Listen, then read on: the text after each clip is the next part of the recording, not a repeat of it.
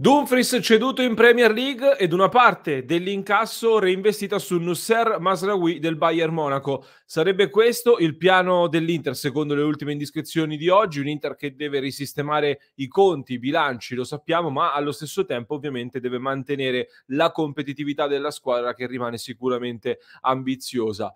Con la nostra consueta analisi ai raggi X, quindi del nuovo obiettivo dell'Inter di Mazraoui, cerchiamo di capire quindi se può essere un buon affare oppure no. Spoiler subito, secondo me sì, c'è da mettere però un asterisco piuttosto importante e ne parliamo tra poco. Amiche ed amici, passioni interisti, ben ritrovati in questo nuovo episodio di oggi. Vi chiedo subito un bel mi piace per sostenere il nostro progetto e di iscrivervi al nostro canale se non l'avete ancora fatto. Clic sul tasto iscriviti, ci aiutate a continuare a far crescere il nostro progetto e non vi perdete ovviamente nessuno dei nostri contenuti che pubblichiamo ogni giorno.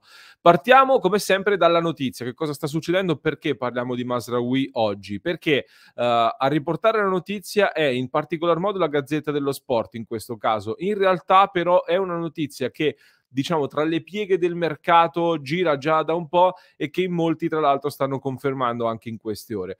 L'addio di Dumfries a fine stagione appare ormai abbastanza scontato. In Premier League almeno un paio di club molto importanti si sono mossi e tutto fa pensare comunque che l'olandese sarà ceduto a giugno. La valutazione che fa l'Inter è di circa 50 milioni di euro.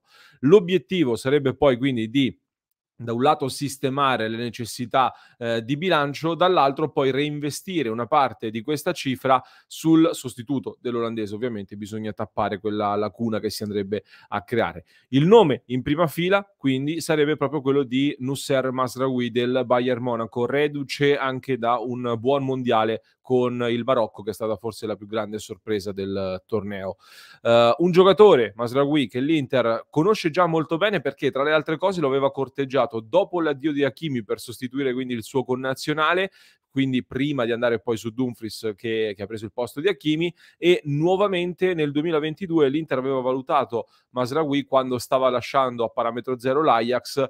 C'era stata questo contatto, una raccolta di informazioni per cautelarsi nel caso in cui Dumfries fosse partito già l'estate scorsa. Poi però comunque il Bayern è arrivato prima ed in maniera diciamo anche abbastanza convincente sul giocatore. Quest'anno al Bayern per vari motivi anche fisici non si è imposto e a causa anche dell'ultimo stop di cui parliamo tra poco, i bavaresi hanno deciso di portare a casa Joao Cancelo, che è uno dei migliori interpreti del ruolo al mondo, e quindi per il momento è in prestito, vedremo in estate se verrà confermato. Fatto sta che in Germania non sembrano più così convinti di Mazraoui e quindi è una pista da tenere d'occhio, fattibile, possibile forse per l'Inter, visto che tra le altre cose il giocatore ha anche lo stesso agente di Dumfries che vanta degli ottimi rapporti con la dirigenza nerazzurra. Vediamo che giocatore è, partendo come al solito dalla carta d'identità di Nusser Mazraoui, classe 1997, nato il 14 novembre in Olanda, ma come dicevo è di nazionalità marocchina, quindi ha deciso poi di giocare con la nazionale marocchina. È un terzino destro, un laterale, gioca però anche a sinistra, anche se il suo piede principale è il destro, però utilizza bene anche il sinistro. Valutazione attuale secondo Transfer Market di 28 milioni di euro, un contratto firmato col Bayern Monaco fino al 2026. La sua carriera, la carriera di Mazraoui, inizia ovviamente nei settori giovanili olandesi, poi fa tutta la trafila del settore giovanile dell'Ajax. Questo è un dettaglio importante per capire anche qual è la sua formazione, passando per tutto il settore giovanile dell'Ajax, uno dei più importanti sicuramente al mondo. Debutta poi in prima squadra con l'Ajax, dove rimane fino al 2022, quando, come dicevo, si trasferisce poi a parametro zero al Bayern Monaco. Nel frattempo, dal 2018 è entrato nel giro poi della nazionale marocchina, con cui vanta 20 presenze, di cui 5 nell'ultimo mondiale, dove ha giocato a sinistra con Hakimi a destra, ha dovuto traslocare sull'altra corsia, titolare nella fase a gironi, poi qualche problema nella fase ad eliminazione, nella fase finale del torneo. Questo per quanto riguarda quindi il giocatore e la sua carriera. Vi mostro poi una heat map, cioè le zone d'azione di questo giocatore, per contestualizzare un po' qual è la porzione di campo dove è più presente, e per farvi capire dove sta giocando al Bayern. Quindi se con il Marocco è stato dirottato anche a sinistra, con il Bayern si sta specializzando molto sulla corsia di destra, gioca ovviamente abbastanza alto per essere un terzino, considerando comunque che il Bayern molto spesso domina le sue partite. Vi mostro poi anche il dato relativo alla sua stagione, l'ultima stagione con l'Ajax, dove partiva basso nella difesa a 4, ma poi si alzava moltissimo ed era molto presente anche nell'area di rigore avversaria. Devo dire che però è molto interessante vederlo come molto spesso non tiene per forza i piedi sulla linea laterale, molto spesso va a giocare anche un po' più dentro le linee, porta con il pallone, molto spesso converge anche verso il centro, è una delle sue caratteristiche molto interessanti, e se andate a guardare qualche video che si trova in giro sicuramente lo noterete subito. Che giocatore è però Mazraoui a livello di caratteristiche, soprattutto cosa possiamo aspettarci nel caso in cui dovesse arrivare all'Inter? Per farvi capire bene la tipologia di giocatore, faccio un paragone soprattutto con Dumfries, il giocatore che andrebbe quindi a sostituire, e vi dico subito che sono sicuramente 2 calciatori diversi, pur avendo avuto entrambi una formazione nel settore giovanile olandese. Come Dumfries, diciamo, ha in comune la partenza da una difesa a 4, quindi anche Dumfries partiva da lì, Mazraoui soprattutto si è specializzato come terzino. È un terzino puro, molto classico secondo me, anche nelle movenze. Mi dà proprio le impressioni da terzino della difesa a 4, molto classico quindi. Dumfries però è sicuramente molto più fisico, dominante col fisico e molto più abile, diciamo, la sua caratteristica principale nello spazio aperto, quindi nelle corse spazio aperto, dove con la sua fisicità è dominante anche in allungo. Mazraoui invece è più agile, più leggero e sicuramente anche più bravo con i piedi, sia sotto pressione, quindi a giocare di prima anche in aiuto nella costruzione, che soprattutto nel dribbling, anche nello stretto, dà una grossa mano anche nel creare la superiorità numerica, cosa che all'Inter manca e anche a Dumfries. Quindi sotto questi aspetti è sicuramente un altro livello rispetto a Dumfries, secondo me.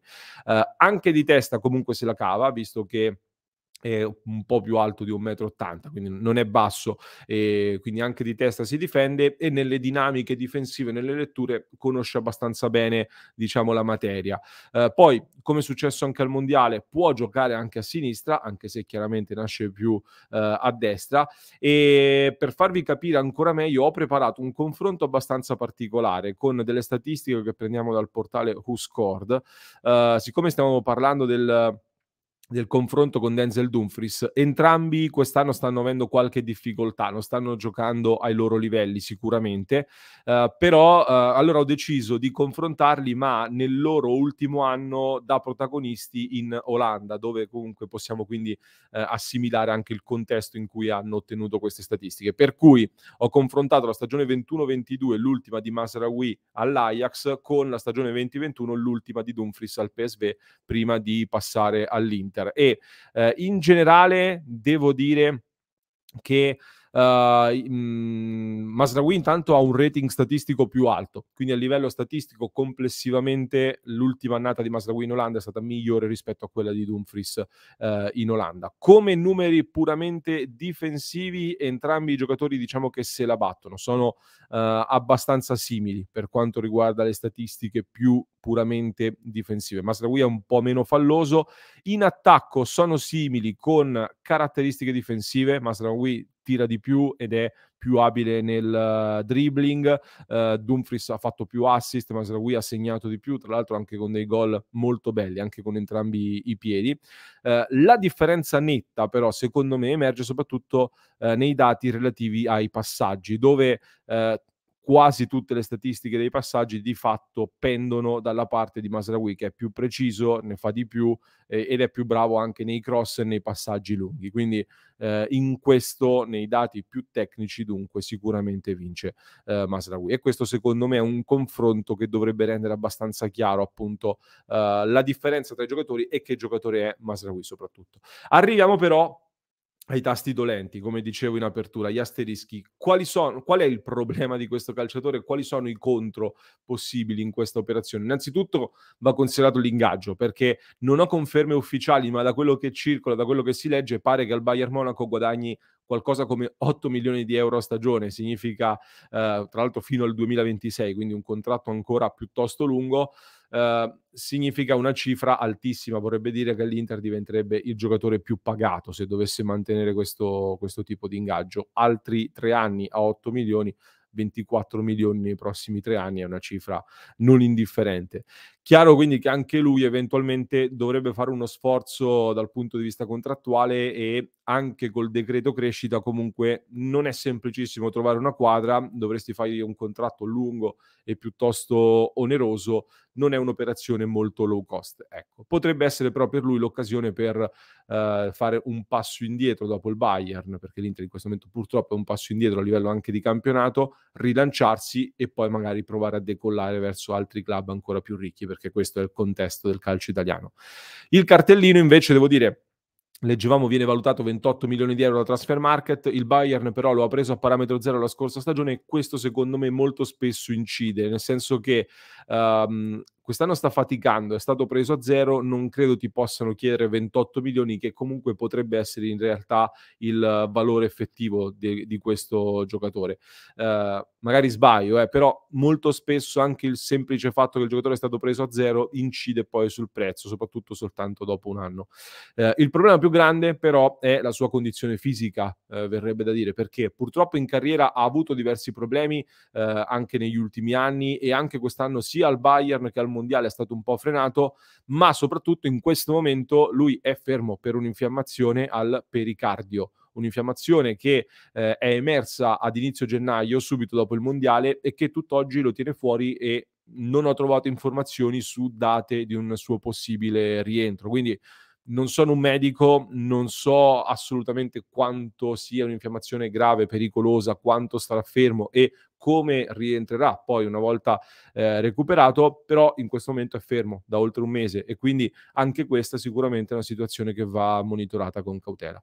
Non fosse per questo, direi che ho pochi dubbi sul fatto che, soprattutto in un Inter guidata da Simone Inzaghi, Mazraoui possa essere addirittura un upgrade rispetto a Dumfries. Quindi pensare di poter ricavare soldi alla cessione di Dumfries e prendere un giocatore anche più forte che ti costa meno a livello di cartellino o comunque come operazione ci sistemi i bilanci e ti prendi un giocatore più forte sarebbe proprio la ciliegina sulla torta, sarebbe la perfezione. Vediamo come evolverà questa trattativa. Intanto gli facciamo ovviamente un in bocca al lupo e un augurio di pronta guarigione e di pronto recupero. Fatemi sapere nei commenti che cosa ne pensate, se conoscete anche voi Mazraoui, se vi piace. Io dal Bayern, così come da poche altre società in Europa, prenderei anche il magazziniere, quindi anche se non sta facendo benissimo, comunque per me è abbastanza un sì. Nei commenti scrivetemi quindi un po' le vostre sensazioni. Vi aspetto nel club di Passione Inter, dove in questi giorni stiamo dibattendo molto sui temi di mercato e non solo, quindi se volete sostenere il nostro progetto www.passioneinter.club vi aspettiamo lì. In descrizione, per chi ci ascolta in podcast, vi lascio la prima puntata del nostro format a puntate, appunto, dove stiamo cercando di individuare il miglior sostituto possibile di Milan Skriniar. Siamo partiti da un primo nome, trovate il nostro approfondimento nei link in descrizione. Per chi ci segue da YouTube vi basta invece cliccare proprio qui.